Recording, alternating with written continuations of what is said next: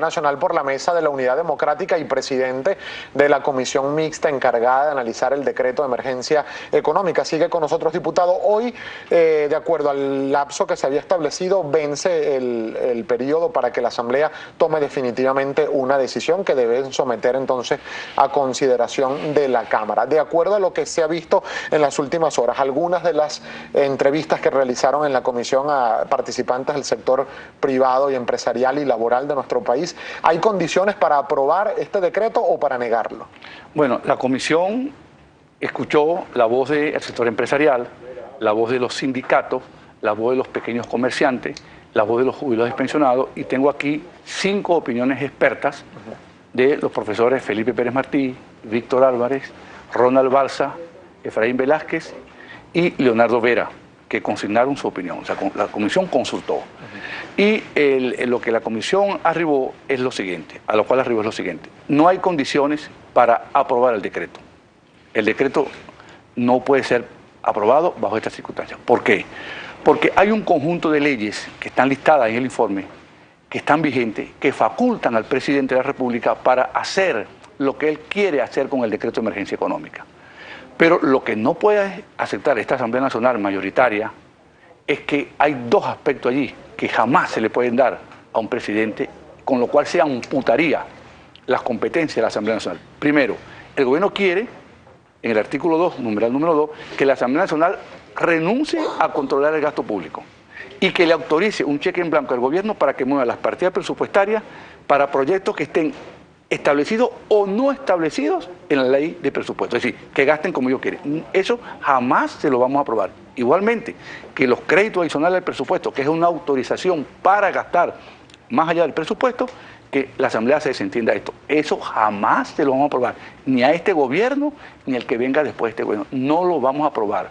Y lo otro es el artículo número 4, que establece la posibilidad de contemplar un corralito a los bolívares en Venezuela, el artículo número 4, que dice: Banco Central y Ministerio de Finanzas determinarán los límites que se pueden retirar de la banca nacional y en transferencia. Eso no lo podemos aceptar. Salvo esas 2 observaciones que te acabo de hacer, todo lo demás ya está contemplado en leyes vigentes. Entonces, el decreto no tiene ningún sentido y por eso es que el decreto no puede aprobarse bajo estas circunstancias. Ahora, y antes de pasar con los comentarios de la audiencia, que hay muchos tweets que nos han llegado, diputado, recientemente la Sala Constitucional del Máximo Tribunal de la República declaró la constitucionalidad del decreto. Esto ha generado dudas en algunos sectores de la población que consideran que ya al haberlo declarado constitucional se podría aplicar este decreto. Aclárenos usted, por favor, exactamente cuál es el alcance de lo decidido por el Tribunal Supremo de Justicia. Bueno, el decreto lo emitieron el día jueves 13 y está vigente hasta el día de hoy cuando la Asamblea Nacional decida.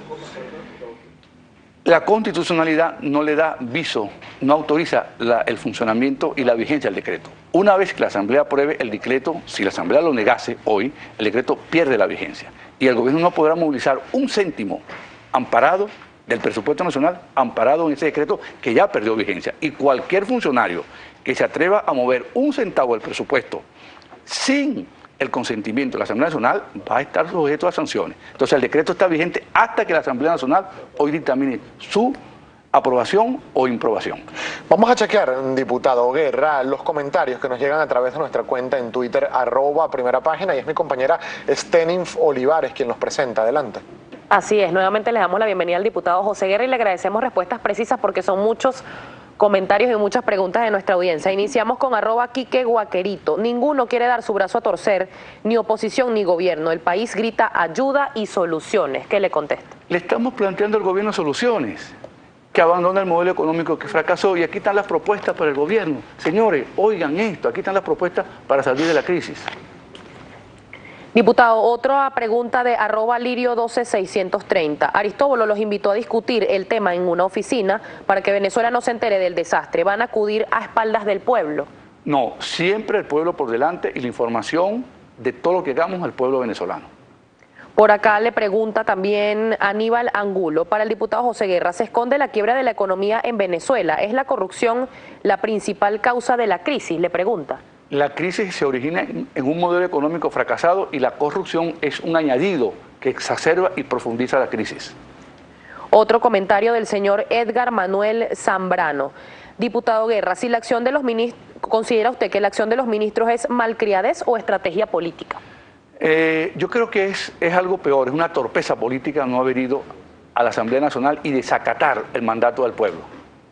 Por acá le pregunta @xdraptor, diputado, ¿están preparados para cualquier estrategia que use el gobierno para evitar presentar cuentas al país? No, van a tener que presentar las cuentas. Señores, ¿cuál es el miedo de presentar las cuentas del país? Acostúmbrense al hecho de que ya no son mayoría. La mayoría es la unidad democrática electa por el pueblo el día 6 de diciembre. El señor Carlos Boudin le pregunta, ¿cómo obligar a los ministros a rendir cuentas al país? Con la ley en la mano, la ley. Todo en la Constitución, nada fuera de la Constitución. Por acá otro comentario de Eliacid Martínez, diputado Guerra, de no aprobar este decreto por no ser viable, ¿qué van a hacer por la economía del país? Le llevamos al gobierno un conjunto de propuestas orientadas, encaminadas a tres cosas: recuperar el crecimiento económico, bajar la inflación y mejorar la equidad social. Por acá una precisión del señor Pastor González. Diputado, deben hacer valer sus derechos constitucionales, no interpelación a puertas cerradas. Las interpelaciones serán a puertas y las comparecencias e interpelaciones cuando corresponda a puertas abiertas. Por acá le dice @pido respeto. Si ingresaron tantos recursos por petróleo, ¿cómo es posible que no se haya ahorrado nada? ¿Se investigará dónde se invirtieron? Se va a investigar el fondo chino, se va a investigar Fonden, se va a investigar Cadive y sobre todo aquel foco de corrupción que fue el SITME. Otro comentario, diputado, de @Carrillo José. Le pregunta, le dice, los ministros hicieron igual a cuando una junta de condominio no le rinde cuenta a los propietarios de un condominio. Así estamos, ¿qué hacer? Hacer cumplir la ley. La ley es muy clara, hay que comparecer a las invitaciones, a la Asamblea Nacional, y quien no comparezca se atiene a las consecuencias. Por acá le dice, diputado, la señora María Teresa Cedeño, ¿podrían divulgar las preguntas que los ministros temieron responder? Bueno, yo voy a leerle una que tengo por aquí, para que usted vea. Vean la pregunta esta para ver si esto era conspiración contra el país. Había una que decía, señor ministro del Poder Popular de Energía y Petróleo, ¿podría usted informarle al país cuál es el nivel actual de producción de petróleo por tipo de crudo? Señor ministro, ¿podría usted informar qué planes concretos tiene en su despacho para incrementar los niveles de producción petrolera en los próximos años? Estas eran las preguntas, aquí las tengo. O sea, esto es conspiración. ¿Qué secreto tiene esto? Cuando la OPEP publica la cifra, lo que queremos es que la publique el gobierno. Precisamente esta inquietud la presenta, diputado, @Pegonzote. Le pregunta, diputado, ¿cuáles materias económicas que no sean militares son secretas y no las puede conocer la gente? Por ejemplo, hay una materia que, te lo digo, si el régimen de tipo de cambio fuera flexible, es la estrategia con la cual el Banco Central actúa en el mercado a diario. Esto no se puede revelar al público porque los agentes económicos que actúan en el mercado tomarían posiciones. Pero no estamos preguntando eso, estamos preguntando por la inflación, por la reserva, por el déficit fiscal, información que tiene que ser pública aquí y en cualquier país medianamente desarrollado. Como nos quedan pocos minutos para finalizar la entrevista, diputado Guerra, sí me gustaría su apreciación, más que económica, incluso política, con este desacato ayer de los integrantes del Gabinete Económico y otros representantes de institutos del Estado al no ir a la Asamblea Nacional a la comparecencia. ¿Cree que se puede generar un precedente según el cual otros funcionarios que sean citados por el Parlamento decidan no acudir a interpelaciones o a comparecencias? No, los funcionarios están obligados a respetar la ley. Y la ley es muy clara sobre las comparecencias.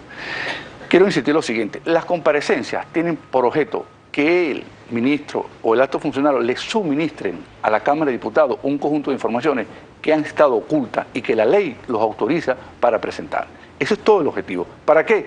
Para que la Asamblea Nacional se forme un juicio correcto.